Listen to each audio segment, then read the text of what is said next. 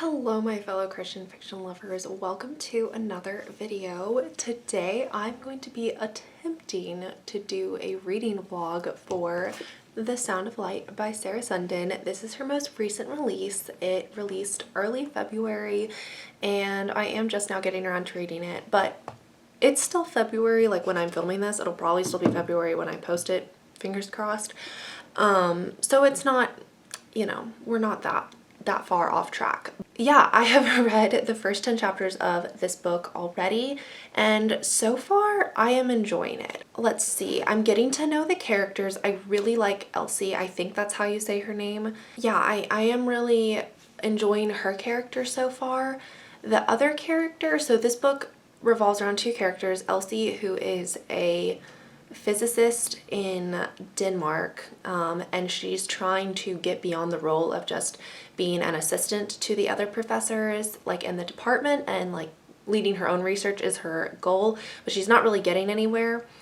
And then the other character is Henrik, I think is how you say it, but he has changed his identity. He was an aristocrat, like upper class society member, and then when the war broke out he pretended to flee to Sweden to escape being drafted into the Denmark military, when in reality he kind of changed his identity and became like an undercover, not spy, but he would like transport information. He transports information to help sabotage the Nazis. And he goes by Hemming, that's his name, his new identity. And the way that Hemming and Elsie meet is that they are both boarders at the same boarding house. And I'm gonna be honest, I don't love Hemming's character all that much. I kind of feel like I'm just not connecting with him versus Elsie. I really see her struggles so far and see where she's coming from. Hemming has just kind of, like, the problems he's encountered, I feel like he's made them to be bigger than they are in a way, and he's very focused on not being aristocratic or like upper class and not giving away his real identity, and I just think he's focusing on that a little too much. But yeah, so far the two characters haven't interacted a ton, but I'm guessing they're each other's love interests. I mean, that's typically how Sarah Sundin books work, but I am enjoying it so far. First impressions are really good. I'm only like 60 pages in, so I'm gonna catch you guys again after I've read another 10 chapters or so. Hello all. Between the last clip and this clip, I have rearranged my dorm room. I lofted my bed and made a little like cozy area under it with my desk and my dresser, and I don't know, I've been wanting to do it for a while and I did it, but that is the change of settings that you can now see. But that is not the purpose of this video. The purpose of this video is to talk about The Sound of Light. And I have read 20 chapters of this book, and let me tell y'all, I am still enjoying it.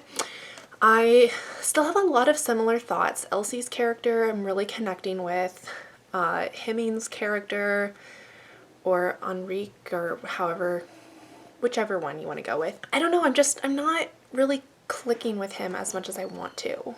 And that's honestly kind of a little disappointing, because I like to be able to relate to both of the characters. I do understand a bit more now how intentionally he has to think about like changing into this different like personality and like vocabulary when he is playing this part of being Hemming and not his like aristocratic self.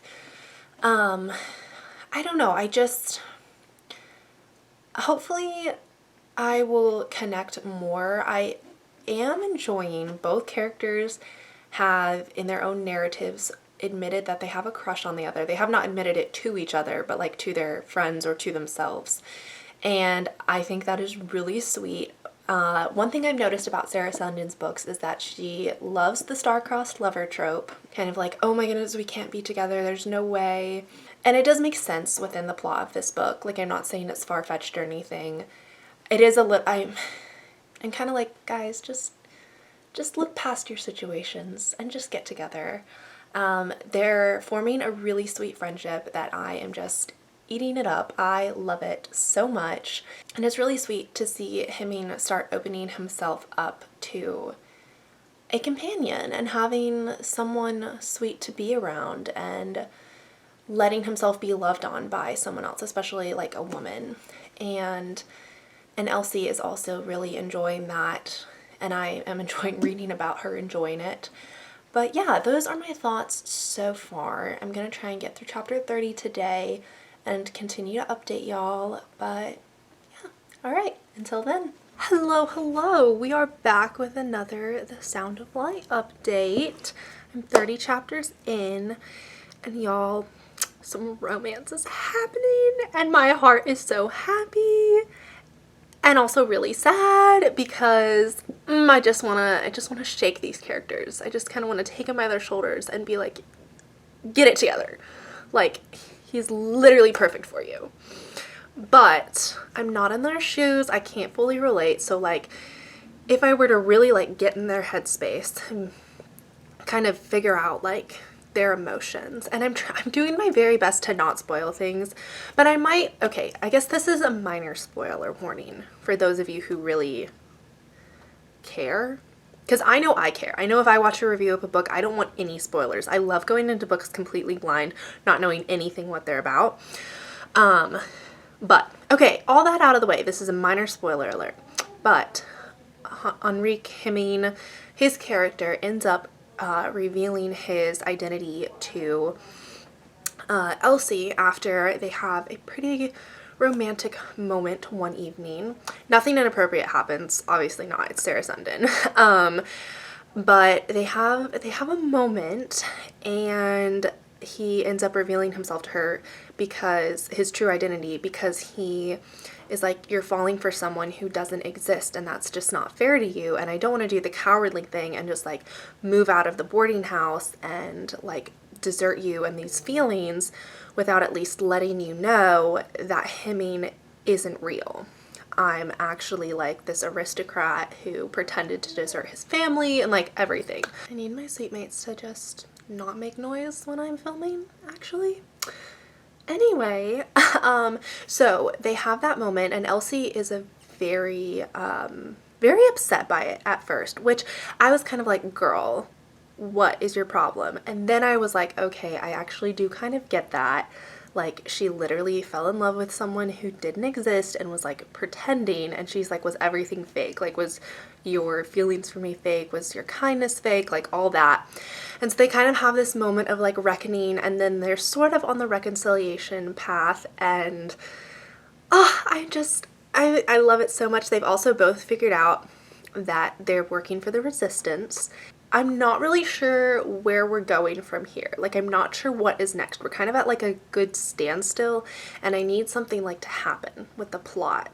I need some things to be put in motion, because we kind of honestly have a resolution of like everything. Like, the war's not over, but it just feels like all of the personal character struggles have been resolved. Like, also Elsie's job, she had been in danger of losing it, but then that like resolved itself. So I kind of need something to happen. And watch this happen. The next chapter, something crazy will happen. Mark my words. But yeah, that's where we are. We're like halfway through it. Yeah, I almost whacked myself with it. Yes, we're like basically halfway through it. Yeah, that's where we are. Okay, I'll check back with you after I've read another 10 chapters. I have made it through chapter 40. We have 11 chapters left of this book. I feel like I'm speed reading, honestly, because let me tell y'all, since coming to college, reading has really been on the back burner. I know I've made a whole video about it, explained some of that, but really truly being able to read so much has just made my heart so happy. Also helps that I'm thoroughly enjoying the book, but things happened, let me tell you. So basically, Denmark had like been invaded by the Nazis, but they hadn't taken all of the Jews into captivity. They had just let them like live their lives and all of that, but they released a like warning, or not warning, I don't know what it was, but basically they said that they were gonna like round up all the Jews on one Friday after this certain celebration. And so Elsie and Hemming and the whole crew of resistance workers worked their butts off to get all of these Jews into hiding, and they did a good job. They got quite a few in, and then now they're working on plans to like get them to Sweden and get them to safety so that they won't risk being found out and being captured. So that has happened, that whole plot. Hemming has also, y'all, these are still some minor spoilers. Hemming has also found out and decided that he needs to go into hiding himself because of his identity being connected with this manor that his like false identity should not be connected with in any way at all. It's kind of complicated to explain, and I probably did not do the explanation justice, but he is going to have to leave Elsie. She's heartbroken. He's heartbroken. I really just want to see them reunited. He hasn't gone into hiding yet, but once he does, like, I know I'm gonna want to see them reunited. So that is a little sad, but I only have 11 chapters left of this book. That is crazy. I probably won't finish it today because I have to read books for school and this Bible study I'm doing. Also, I feel like I sound stuffed up. Like my nose sounds stuffed up. I really hope and pray I'm not getting sick because that is the last thing I need. That was a very chatty moment I just had. Not at all about the book, but those are my thoughts. I will catch y'all once I have finished it. This Sound of Light has been finished, and y'all, things are moving. Y'all, this is no hate to Sarah Sundin at all. This is a phenomenal book, but she did put the pronunciation guide at the back of the book, so I did indeed just find out like 2 minutes ago that I have been pronouncing characters' names wrong. Like Elsie is not Elsie, it's Elsa, according to the pronunciation guide.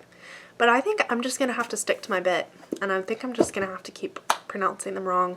I mean, who knows how long the video is at this point. We ain't going back and correcting it. I know that much. So my apologies to Sarah Sundin. A word to the wise, if you have a pronunciation guide in your book, just put it at the front. That's it. Besides that, oh my goodness, I loved this book. I'm not going to give it 5 stars because I am picky with my 5 stars, but I'm going to give it 4.5, maybe even 4.75, because this book is probably my favorite Sarah Sundin book I've ever read. I think I've read 4 or 5 of her books now. I think this is the 4th. And I thoroughly enjoyed it. The characters were so strong. These are probably some of the strongest characters I've ever read from her. The plot was phenomenal. Truly, like, most of her books have good plots and they have great character developments, but they are really romance heavy. And while these two characters did fall in love, I don't feel like that's much of a spoiler for her books. Like, the 2 main characters always fall in love. While definitely they did fall in love and their romance was a part of the book, the focus on the resistance work was so strong. And I do feel like some of her other books I've read, once the characters like get together, that's more of the focus, and the main goal is like, okay, how are we going to get them safe and secure together? And they kind of ignore some of the war work they're doing. Not in this book. I really felt like the 2 end goals, like the 2 resolutions, were pretty equal in their treatment of, obviously we want them to be safe and secure together, and then also their resistance work and how they were going to continue that during the occupation of the Nazis, the, what's it called? Evacuation of the Jews and going underground and all those things. Like, I don't know, just the inclusion was there so much more than it has been in some of the other books I've read. So I love that, love seeing that. Okay, so including this book, the last 3 books that she has published, which is When Twilight Breaks, Until Leaves Fall in Paris, and then The Sound of Light. The last chapter, or like, I don't remember if it's an epilogue in some of the other books, but the last little bit of writing somehow has tied in those 3 couples. So I guess not in When Twilight Breaks, I think that's what it's called, but in Until Leaves Fall in Paris, that couple meets the couple from When Twilight Breaks, and then in this book, this couple meets those couples as well. And kind of the like connecting thread is that the three guys, like the three male characters, went to Harvard together. So I just think that's really cool. Like, it's not a series. They are their own individual stories, and you definitely don't have to read the other books to understand them. But I just think it's a cute little tie-in. It's a nice little Easter egg for those of us who have read all the books. And yeah, it's kind of cool to read like, oh, this is what happened like kind of after the book, like very briefly, but just a little bit. So 4.75 stars. I definitely want to read whatever Sarah Sundin writes. Like, I definitely want to get more of her books and read them like from the past.